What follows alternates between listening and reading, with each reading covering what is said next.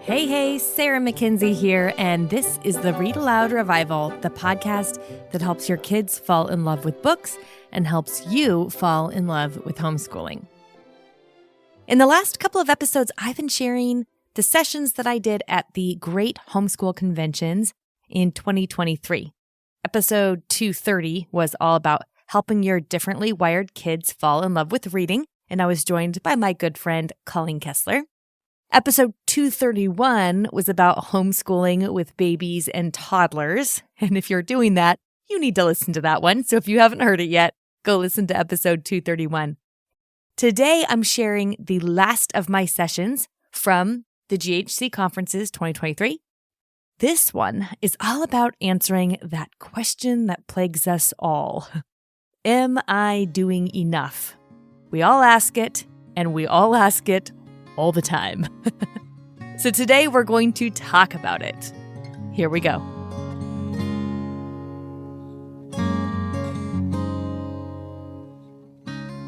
So Oliver Burkeman, in his book, 4,000 Weeks, he says he's constantly haunted by this feeling that he should be doing different things, more different things, or more different things.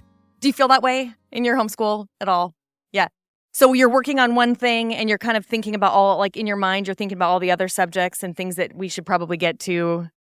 And it feels really hard to be present and engaged and enjoy our homeschools when we're constantly worried about whether or not we're doing enough, right?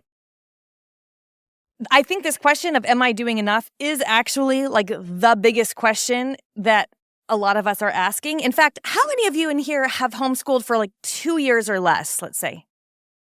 Excellent. Lots of you. Welcome to the dark side. We're super normal homeschoolers, so just let's look at that really clear. So here's the thing. How many of you in this room have been homeschooling for, let's say, 10 years or more? Excellent. So here's the thing that all of these homeschoolers who've been homeschooling for 10 years or more can tell you, is that this question of am I doing enough? We ask it all the time, every day. So even if this is your first year homeschooling and you're like, okay, I'm just going to I'm going to figure this out. No, you're not. You come to me for encouragement and I promised I would deliver. No, really the point is that this question of am I doing enough? It's a question that we're constantly asking all the time. So let me tell you a little bit about my family first. My husband, Andrew, and I have been married for 21 years. And we have 6 kids who've been homeschooled all the way through. When we first started homeschooling, he was not super excited about this idea. I didn't know any real homeschoolers. I just heard about them on the internet and didn't really want to send my oldest daughter to school. So he thought we were going to dress weird and start speaking our own language and stuff, right? So now when the kids are speaking their own language at the dinner table, I'm like, not in front of Dad. Our oldest is 21. She is a junior at Franciscan University in Steubenville, here in Ohio. We live in Washington State, so kind of a long way from home. She's studying English. Our second there in the top middle is Allison. She is a freshman at Savannah College of Art and Design in Georgia. Drew, go Bees! I hear some SCAD people here. That's fun. So Drew is our senior. He is a senior in our high school this year, and next year he'll also be heading to Franciscan University of Steubenville with plans to study marketing. And then those 3 at the bottom, Clara, Emerson, and Beckett. Clara's 11, and the identical twin boys are 9. Here's what first of all, before I go any further, I want to remind you this because I'll forget to mention this later on. I'm going to mention some book recommendations, some podcast recommendations, things like that. If you want all of those notes for you, just text the word, it's not the word, it's letters. Text the letters GHC to the number 33777, and I'll send those to you. So you're going to get some notes just in case. That way you can just relax tonight. This is the beginning. How many of you, this is your first homeschool conference you've ever been to? Okay, so we need to talk about the exhibit hall before we get any further. So it hasn't opened yet, right? So you haven't gone in there? Okay. I want you to remember when you walk into that amazing exhibit hall that they are spreading a feast. And you don't have to, it's not like you go to a restaurant and order everything on the menu, right? You don't even need some whole categories on the menu. One of the things that's so important, I'm so glad we're doing this talk here at the beginning of the conference, is that out of all the speakers who are here and everybody who's on stage and everything that you're going to hear and learn this weekend, which is so energizing to me to be around so many other homeschoolers. So I just love to be in the same room with all of you and in this busy convention center where you look around and you're like, oh my gosh, because we're at home alone doing it every day. And so you're seeing all these people around you. But one of the really key important things to remember is that nobody on stage can tell you how to homeschool. So if you came to this conference hoping that we could tell you what to do, the problem is that your children are not our children, and God has given you the grace to homeschool your children, and you are the expert on your own homeschool. So what we're going to do today is we're going to ask this question of, am I doing enough? There's a way to get to an answer. Your answer is going to be a little different from the person sitting down the row from you and then from everybody else in this room. They may be similar, but they're not going to necessarily be identical. So what we're going to do today in this next 45 minutes is we're going to get really clear on how you know if you're doing enough so that when you go back out when you go into that exhibit hall, when you go to any other sessions, and most importantly, when you go back home to your kids, you can remember you've already decided what's most important. You've already decided what's enough, and that God is giving you the grace to be the expert of your own homeschool. I do this thing. I wonder if any of you do this thing where this happens especially if you go on social media. So if you go on Instagram, I'm not on Instagram anymore for this very reason. I will open up Instagram and I start scrolling. And in the course of about 60 seconds, I see somebody making beautiful themed birthday cakes, right? Someone else whose kids are doing 2 math programs because apparently 1 is not enough, right? There's somebody else whose kids are learning Latin. Someone else is RV schooling and taking their kids all over the country to these really cool field trips. Someone else has their kids stand next to a stack of books that they read that's as tall as they are. And someone else is grinding her own grain. Everybody has chickens. Yes? Yeah.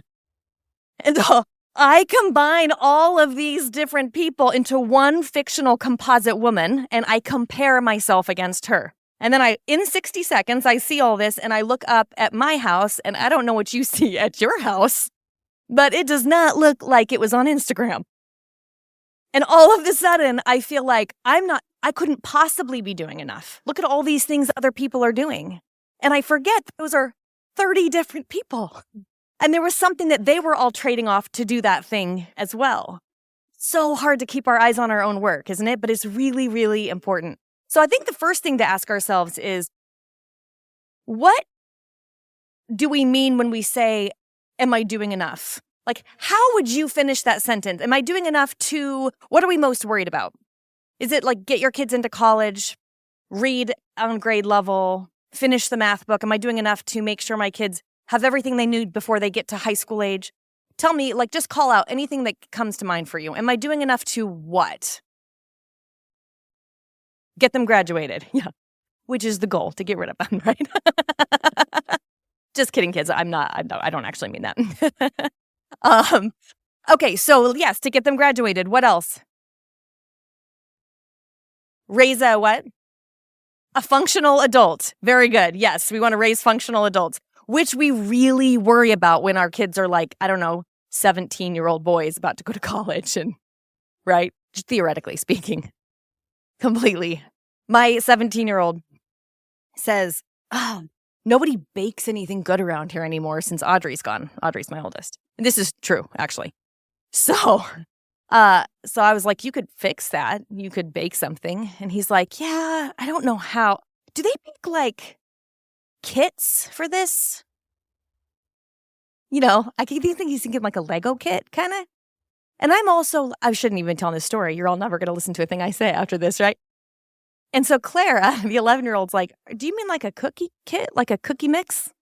He's like, yeah, they make those. Right. And I'm thinking, oh, good. This is the one who's the most adult next. Yeah.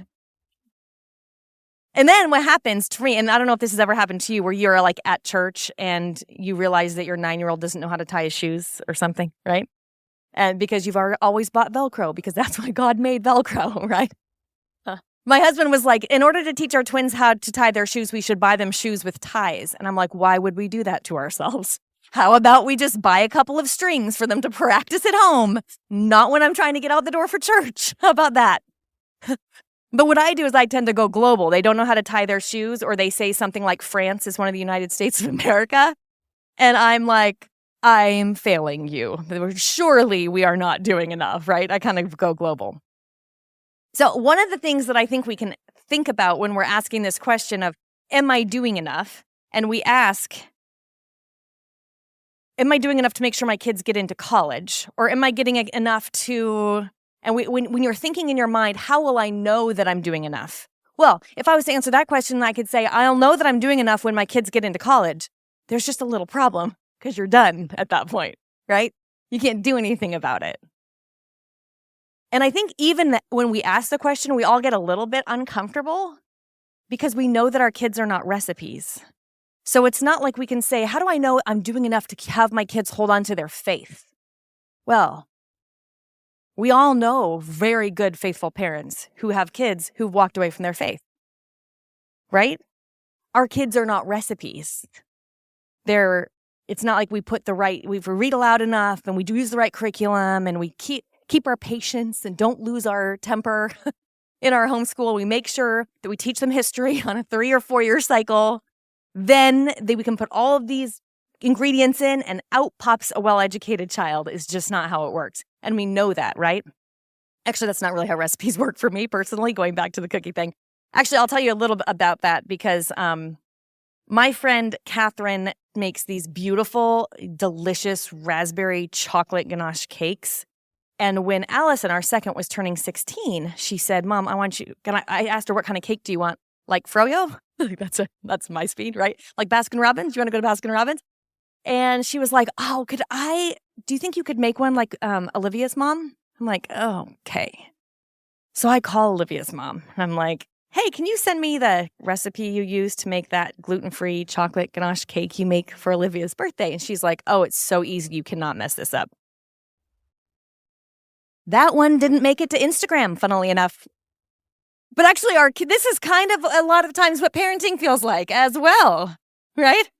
We're like, but I did all the right things, and I'm not getting the results that I was hoping for. So here's the bad news. The bad news is that there is no guarantee that when you're homeschooling, you're going to get the results that you want. The good news is that's not what God has asked you to do anyway. And we're going to talk today about knowing exactly what God is asking us to do and how do we figure out that we're doing it even when we don't get to see the results yet. That's what faith is for, right? We wouldn't need faith if we knew it was all going to work out. The whole act of homeschooling is one big, enormous act of faith. And that's why it feels scary. And that's why we ask this question of, am I doing enough? I mean, look around you. Every person in this room is here because we're asking this question. You are not alone when you're asking this question. Am I doing enough? I can't possibly be doing enough. So let's get really clear on one thing. Am I doing enough is not a complete question, which I think is really the root of why it's so hard. It feels so overwhelming to us. Am I doing enough let's just play this out for a second. Am I doing enough to help my kids hold on to their faith?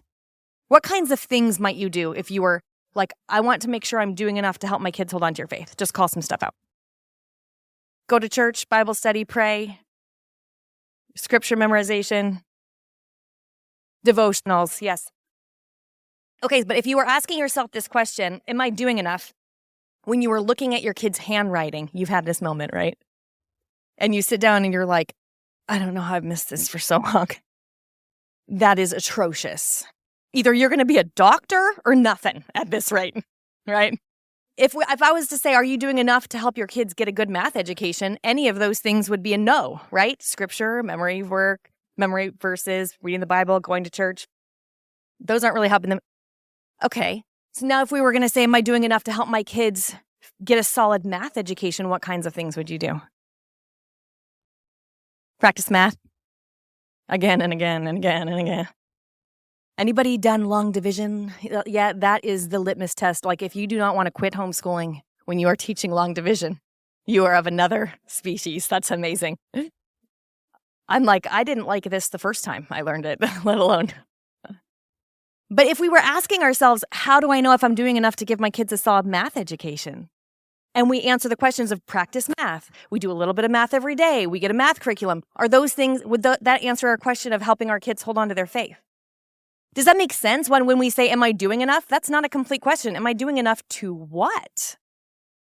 Because once we get really clear, once we have to answer that question, am I doing enough to, and we fill in the blank, then solutions start to bubble to the surface. What it forces us to do is it forces us to get extremely clear on our goals.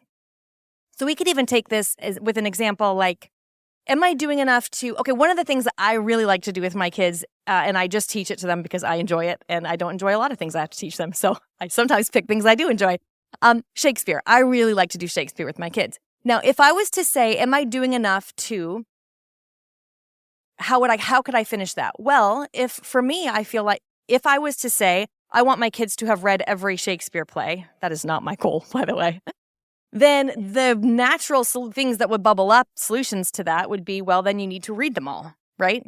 And you probably need to go to some plays, and you need to make sure make a list of them. That's not actually my goal. I don't really care if my kids know all the Shakespeare plays. What I do want them to know is know who he is. I'll tell you this. A couple of weeks ago, one of my twins, because I interview authors on Read-Aloud Revival, right? Like Sam Smith. That's why I was doing this. I was pretending like he was right here. Like Sam Smith and like other authors, and they're used to that by now. So now like we'll be reading and they'll be like, have you met this author? So we're reading Romeo and Juliet, and my 9-year-olds are like, so when are you going to interview Shakespeare? I was like, history. Okay. Right. And France is not a state, just to be clear. My goal is actually that I want my kids to know who he is. Like when they hear Shakespeare, to know that he's not like down the street writing the Green Emperor. And also that I want them to enjoy at least one of his plays. And so that when they hear or see him in the future, they don't go, not for me. That's all. That's my goal. Because I know that I only have my kids for 18 years-ish, right? They always bounce back, is what I hear. That means most of their reading and most of their learning should come after they leave our homes, not while they're here, right? That takes so much pressure off. When you discover that your kids should do most of their reading after they leave your home, that makes it very easy for your goal to shift from reading all the right books to loving reading so that they will keep reading wanting to read books after they leave your home, right? So same thing with Shakespeare. Now, if I ask the question, am I doing enough to help my kids fall in love with Shakespeare? That's a whole different answer. Because for me, I'm like, well, what do I need for that? I think I just need to read one play and make sure that they know it's funny, like that they watch it. We can listen to it. Maybe we go to it, a local performance of it or something, depending on the Shakespeare play preview. That's my public service announcement. When you get clear, the solutions start to naturally bubble up and they shrink down to size because am I doing enough is this big nebulous question that does not have an answer. So the reason it feels overwhelming is because it's not a real question. You will never be able to say yes to it. So we have to get really clear. All right, here's what we're going to do. Everybody in this room probably has something that they are worried about right now with at least one of their kids. Let's just stay academically. Let's just stay with academics tonight. There is a series of a few questions that you can run through and answer for yourself because you are the expert on your child. Nobody else knows your kids as well as you do, and nobody else cares about your kids as much as you do. So there's a series of questions that we can ask that can help us figure out how to answer this question for whatever it is that you're most worried about tonight. It requires that we know the heart of education, which is really about knowledge, skill, and virtue, which we can also think of like, what do our kids know? What can they do? And what do they love? And if we think about this is education, right? You learn things, informations, you learn knowledge, and then you grow in skills so that you can do that long division someday, maybe, right? Learning how to read, learning how to do different things, learning skills. And then what do your kids love, which is really wisdom. It's virtue. It's that heart stuff that we kind of have a hard time putting our finger on and the schools can't even touch, but that we definitely can cultivate in our homeschools. And we very much want to, right? So we can ask our question. Let's go back to that Shakespeare example, actually. Am I doing enough to help my kids love Shakespeare. I just want them to leave my homeschool having loved Shakespeare. Now I can ask them, now I can ask the question, what does my child need to know in order to love Shakespeare? Okay, well, they need to know who Shakespeare is and maybe one of his plays. Maybe like just know that like if they hear the word Hamlet, they're like, oh, Shakespeare wrote that. Never read it. I have no idea what the story is, but right? Okay, what does my child need to do? Well, I want my child to be able to either read or watch Shakespeare and kind of know what's happening. I mean, no one really knows what's happening at the first time they read Shakespeare, so it's fine. But like, not be so intimidated that they think they can't figure it out. And what do I want them to love? Well, I want them to love Shakespeare. I want them to love the written word. Okay, we can do this with anything. We could do it with math. Am I doing enough to someone call out something they're worried about with another academic so we can just run with it? Writing. Okay, good. So am I doing enough to make sure my child can write an essay? Okay, awesome. So what do we need? What do our kids need to know for them to write an essay? Okay, so composition, structure, same thing. Grammar-ish. We can talk about that too. Like they need to, we can list things, right? You could actually go down into that exhibit hall and you'll see like a whole bunch of things that they can know to learn how to write an essay. What do they need to know how to do? Well, actually, let's go back to the structure thing, right? Like just know how to structure their thoughts. They need to know how to connect ideas. Okay. And what do they need to love? Well, this is the word that trips us up a little bit because some of our kids will not love writing, and that's fine. Instead, if you get tripped up here, just say, how can my child grow in virtue here, right? And that's another way around to think about it. So what do I need to know for my child to know what they need to know, do what they need to do, and love in order for them to write an essay? Not that much, actually. You could teach a child to know and do and love how to write an essay with one essay. You don't need to teach them to write 12 essays, 14 essays in a year. So a lot of times the things that we actually, when we ask this question, we get really clear, we realize it's less than we think. It only feels overwhelming when it's that big nebulous question that's not clear, not specific, and we haven't taken the time to think about what we really want for them. So let's do another thing. How about, am I doing enough to make sure my kids have enough math to do the SATs? Does that sound reasonable? Okay. So if I want to make sure my kids have a good enough math education to take an SAT test, what do they need to know? Probably things that are in math books. Can you tell my husband teaches math at my house? My kids get to about 4th grade and I'm like, tap, I'm out. It's either online classes or you're up. What do our kids need to know? Things that are in math books up till about algebra 2. And what do they need to know how to do? Basic math computation, right? And what do I want them to love? Whew, that's a stretch. We're going to go with virtue on this one. The ability to stick with something they don't know how to do, because nobody knows how to do geometry until they sit and do geometry, right? Like no baby is born knowing how to do algebra. So they can grow in virtue by learning to tackle something and sit down with something and realize, I don't know how to do this, and then I do, right? Like learning how to close that gap. Well, if you have a 4th grader and you're worried about, am I doing enough to make sure my kid can get an SAT score in math? You're going to laugh at yourself when you do this exercise, because then you realize, oh, they're not taking the SAT this year. I don't need to make sure they've gotten through all of that. What do I need to know? What do I need them to know, do, and love right now? Well, it turns out in math, it's just the next thing. I'll tell you, a few years ago, I came to a conference. It was several years ago now, actually. I came to a conference just like this one. I was really struggling with my now 17-year-old son in math. Man, we were having such a hard time. And so I came to the conference and I found Steve DeMee at Matthew C. We weren't using Matthew C. I didn't tell him that at the time. I just was like, I don't know what to do with my kid. He's not getting it. He's like, okay, tell me what he knows. So I list, he can do this and this and this. And tell me what he doesn't know. And I list like a long list of things, right? This is where we're getting stuck. He's like, okay, here's what you're going to do. And he just gives me a few next steps. He walks away, and it doesn't dawn on me until he's walking away that he never asked how old my son was. He could be 6. He could be 16. Why didn't he ask? Well, it doesn't matter. It doesn't matter how old he is.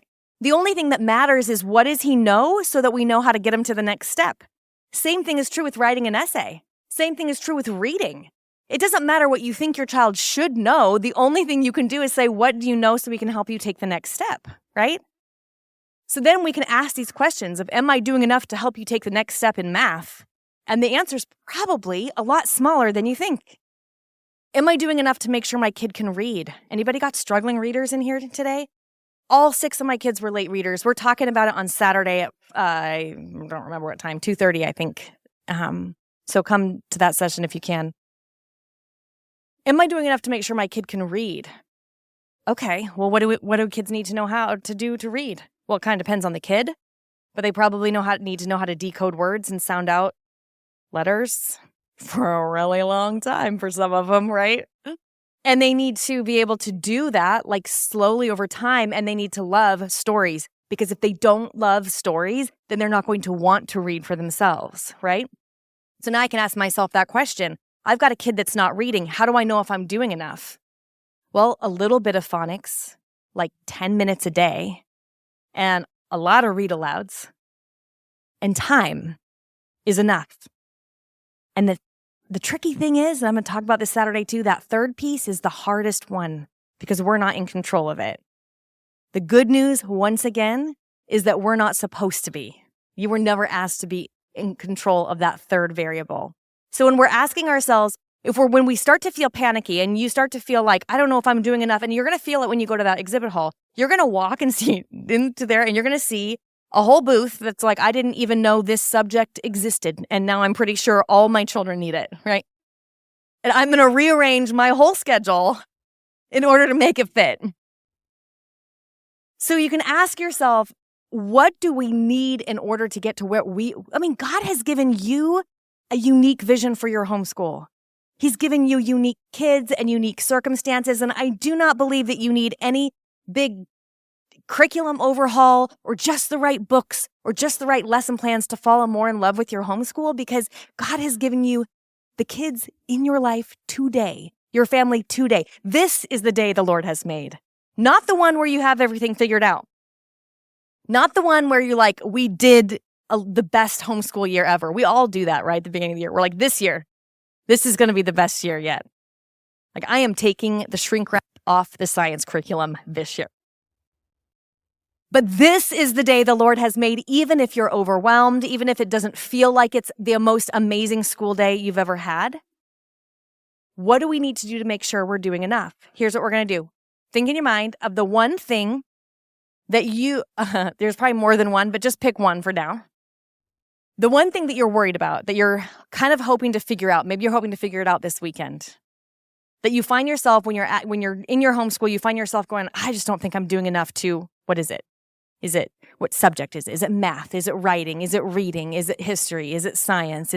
Are you getting kids ready to take tests or to get into universities? Are you getting ready to graduate kids? Do you have small kids and you're like, I just want to know if I'm doing enough to survive my day, right? Like, you can really think about whatever you're struggling with right now. Ask yourself, get yourself really clear. Don't say, am I doing enough? Require yourself to say, am I doing enough to, and fill in the blank. And then ask yourself, what do your kids need to know, do, and love for you to know that you're doing enough to do that thing?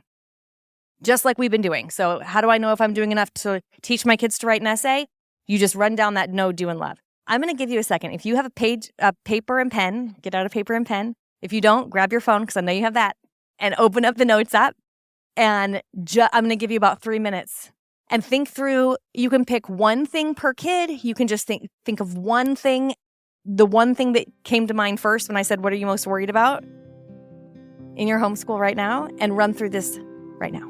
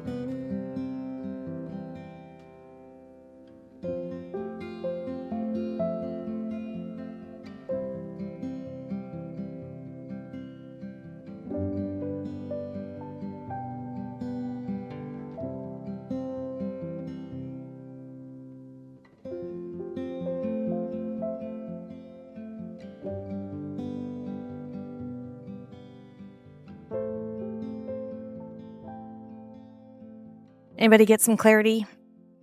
Here's the thing. This is going to come up for you again and again this weekend. It's going to come up for you at home. It's going to come up for you as you're finishing your school year. It's going to come up for you in the fall. And you can constantly ask yourself these questions. You can do it on the fly. You can go, just a minute, when you're sitting next to your child and they're struggling with their spelling words again, and you have a moment of panic, like I'm not doing enough, my kid will never learn how to spell, ever, right? You can go, hold on a second. I'll be right back. I'm going to go use the bathroom, which is where you keep the Hershey Kisses, right? That should be the most important homeschooling advice you learned this weekend. Keep your chocolate in the bathroom, top shelf in the back right corner. And then you tell your kids, I need to go, I'll be right back. And then you go to the bathroom and you pop one of those in your mouth and you think, okay, am I doing enough to, what is it? It'll shrink it right down to size. So often, I think, our stress in homeschooling comes from an unspoken assumption that like we're launching our kids into the world. This is why we panic when they can't tie their shoes or something, right? Just like a month ago, I live in Spokane, which is where the Zags lived, basketball fans in here. So we're not a big sports family. It's like the understatement of the year. So my twins, though, wanted to be signed up for basketball because everybody does basketball in Spokane. So I'm like, okay. So then I'm like, I guess we should teach them the rules of basketball. My husband's like, yeah, you might want to YouTube them that. So we did. I YouTubed it, like rules of basketball, because I didn't want to drop them off at basketball practice being like, what do you do with this thing, right? So we watched this YouTube video.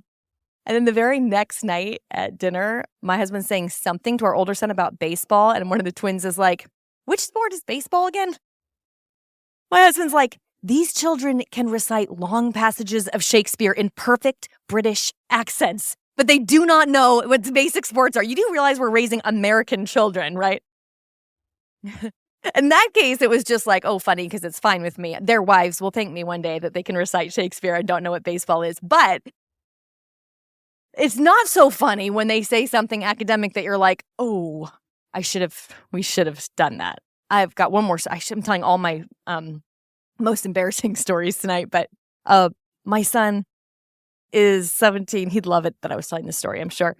When he was like 14, I don't know, he was old enough that we should have been beyond this.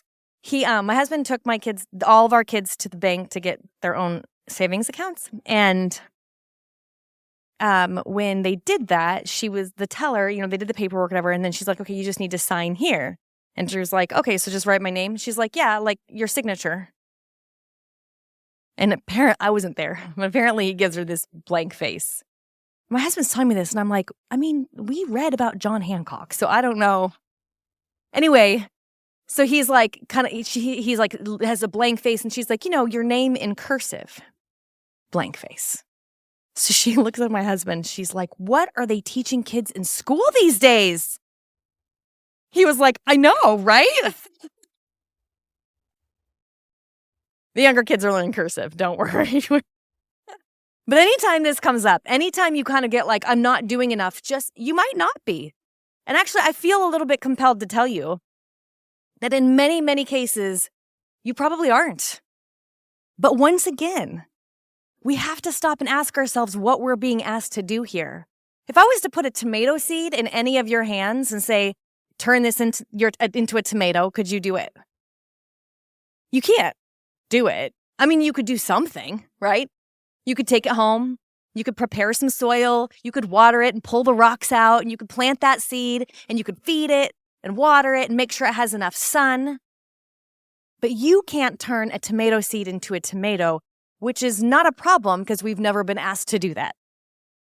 And that's exactly like in your homeschool. You're not responsible for the miracle.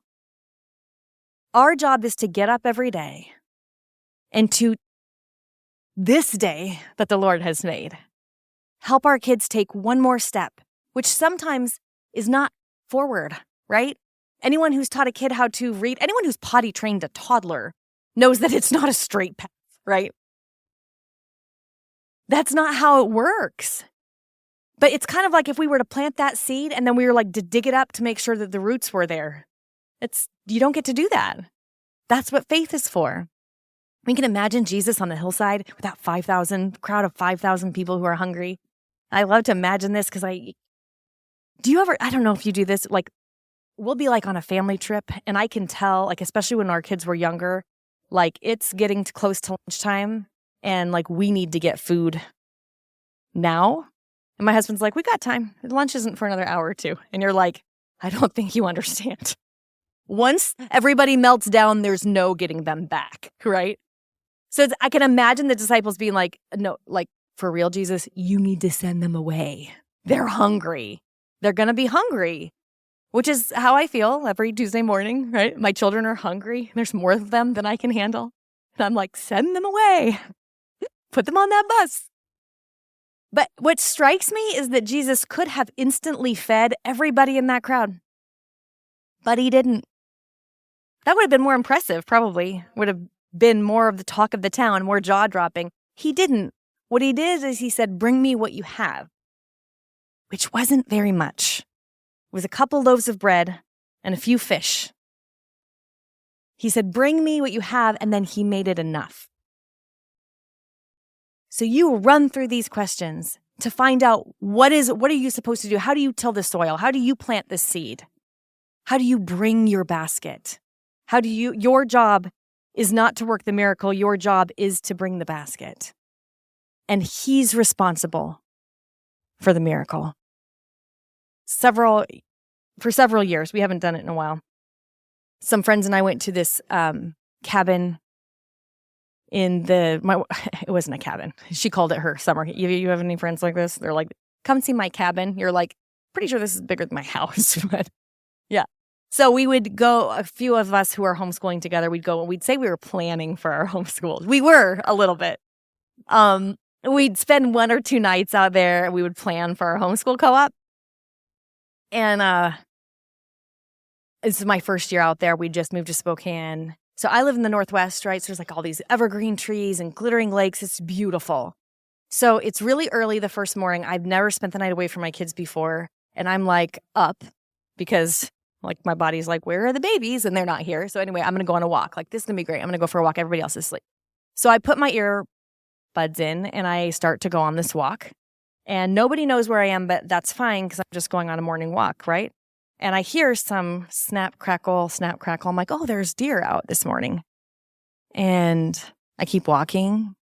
I'm like, oh, there's a lot of deer. And it was not until I hear this really, really loud crack that I take my earbuds out and kind of step to the side for this moose, this massive female moose, to step out in front of me in the trail. I don't know. I was going to say from me to this black podium thing, but this might get a little shorter every time I tell this story. I don't know. I don't know. You have moose in Ohio, yes? No? Okay. So whatever you're imagining, much bigger than that. They're huge, and they're really dangerous. I'm really glad I did not know this at the time, but especially at nesting time, or it's not called nesting. It's called something else, because moose don't live in nests. I also don't teach science. When they have their babies, female moose are very dangerous. They're the #1 cause of death at Yellowstone National Park. Glad I didn't know that at the time. I did know I was looking at this massive creature, and I'm like, so I turn around and I start to run, and the moose runs after me. So I freeze, and the moose freezes. I'm like seeing headlines, right? Like mother of 6 mauled by moose while she was planning for her homeschool. It turns out, this is your PSA in case you run into any moose in downtown Cincinnati, that moose don't have peripheral vision. So what you're supposed to do is you're supposed to be completely silent and get out of their line of sight. And then they'll think you're gone and you just wait for them to leave and then you can go away. But that was not my natural instinct. My natural instinct was to scream a prayer at the top of my lungs. And I don't know if the moose was just overwhelmed by my holiness or what, but I am screaming this prayer and slowly just backing up until I got enough distance that I was pretty sure I could outrun it at that point, and I've never run so fast in my life. There is a point, I promise. The point is that if you were to talk to a park ranger and say like, okay, what do you do if you see a moose? They would be like, number 1, don't yell. Number 2, don't run. And you're going to do this in your homeschool. I promise you're going to buy something this weekend you don't need. I promise that next week you're going to go home and you're going to yell at your kids. Or you're going to lose your patience or say something unkind. We all do it. And the good news is you're not expected to do this perfectly. You're not expected to know how it turns out. You're not responsible for the miracle. That's what grace is for. And you are the expert on your own homeschool and the expert of your own kids. And nobody on this earth loves them more than you do. So when you're looking at different resources and tools and you're listening to different sessions, keep reminding yourself, I'm the expert of my homeschool. What is it? What is the vision God is giving us for our homeschool? How can I make this fit in? Or where does this fit in? Or what small piece of this fits in? Without feeling like you're constantly judging yourself by that Instagram scroll or by whether or not you finish fill in the blank curriculum. It's been a rare, I don't even know if it's ever happened, where I've like finished a whole anything, any curriculum. I mean, if you think, how many of you went to public school growing up? Same. So how many times did you finish the math book? Never. I guarantee you never did it. Because the teachers picked and chose, like they picked the units, the chapters you were going to do, where you got through to chapter 12 or whatever however it was organized. Same thing with your social studies books, right? I bet. And pretty much across the curriculum. And yet we think we're not done until we have finished every single lesson and crossed every T and dotted every I. We're holding ourselves to a standard that is virtually impossible. So if we can remember that our job is to till that soil and to water that seed, but His job is the miracle, we're in much, much, much better shape. Are you doing enough? You probably need to do less than you think. And you can never actually be enough, which is what faith is for. God bless you, and thank you so much for coming.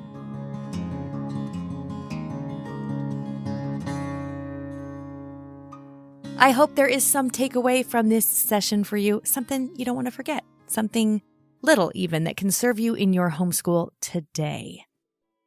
Now, let's hear from the kids about the books they've been loving lately. Hi, my name is Teddy and I live in the United States, and my favorite book is Secret of the Hidden Scrolls because it's so epic. Hi, my name is Paul. I live in Iowa, and the book I recommend is Robin Hood because it has the perfect amount of adventure to not be scary and the perfect amount of peace to be not just boring or something. It's the most amazing book I've ever read, and I would highly recommend it. Hello, my name is Eve, and I live in Iowa, and I love seeing black dots because I like counting. My name is Levi. I live in Kentucky. I recommend The Fire Cat. It has a good moral. Hi, my name's Olivia, and I live in Kentucky. I recommend Little House on the Prairie because it tells our story. Thank you, kids. If your kids would like to tell us about a book they love, head to readaloudrevival.com/message to leave a voicemail, and we will air it on an upcoming episode of the show. I hope you enjoyed this episode. I'll be back in 2 weeks. You might remember from episode 209, my oldest daughter, Audrey, came on the show and answered questions about homeschooling. And we just did a sort of look back on what worked and what didn't. Well, by popular demand, she's coming back. She's coming back to the show. She's going to answer more questions. That's coming up 2 weeks from now. In the meantime, though, you know what to do. Go make meaningful and lasting connections with your kids through books.